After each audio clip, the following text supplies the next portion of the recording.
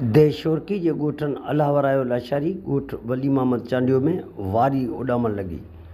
माणकवा जी पोछड़ में पाणी जी खोट ऐं खांटी न थियण सबबि आबादगार मुकमल तौर ते तबाह थी विया। पीअण जो पाणी ज़हरीलो थियण सबबि माण्हू मुख़्तलिफ़ बीमारियुनि में मुब्तला। बरसातनि जी मुंद में गुंगड़ो सिमनालो उथरण सबबि ॻोठाणा घरनि में महसूर थियो वञनि।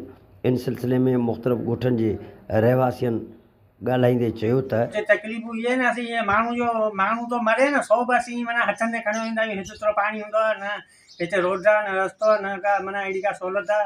ऐं हितां सुम्ह मंझा असांजा माइटनि उलांदे सुम्ह खां मथे माना उहे माण्हू मरंदा न, उहे माण्हू सुम्ह मंझा माना डोलियुनि में करे उपाड़ींदा।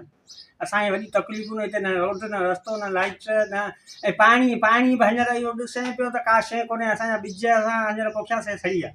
ऐं उन टाइम में शाख सरकारी आहे, उन मंझि असीं पंहिंजो थोड़ियूं करे असीं शाखूं खणाईंदा आहियूं। उन्हनि ते बि असांखे माण्हू कुआड़ियूं हणंदा आहिनि। ऐं असांजो को हिते धणी न को धोणी केर बि कोन्हे माना विल ते ठाहे। पहिरीं तव्हां साईं रशीद अहमद सूमर जो थोरा जो हिन हवा में हिन धूड़ लट धुड़ पंहिंजे हाड़ा वड़ा करे असां पहुतो आहे।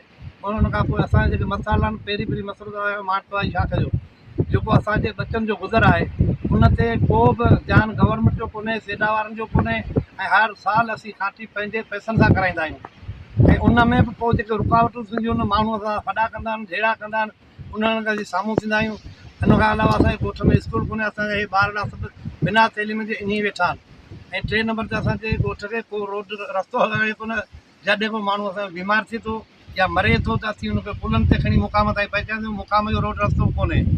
ऐं उन खां 2 नंबर हीअ सिम ओवरफ्लो थिए थी, जेका आहे आउटफॉल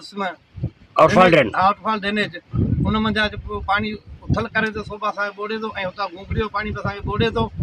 ऐं इन्हनि जी मरम्मत कई वञे, असांखे रोड ॾिनो वञे, असांखे बिजली ॾिनी वञे, असांखे पाणी जो अहिड़ो वसीलो ज़रियो तयारु करे ॾिनो जंहिं मंझि असीं मिठो पाणी हासिलु करे सघूं। यारू लाशाई खे सुञाणा ई कोन, जंहिंखे असां चेयरमैन कयो मसइलो कोन्हे। हाणे मींहंनि खां पोइ असां हिते भले जनाज़ो पियो हुजे, किनो थींदो तॾहिं कोन निकिरंदो, घसी कोन्हे।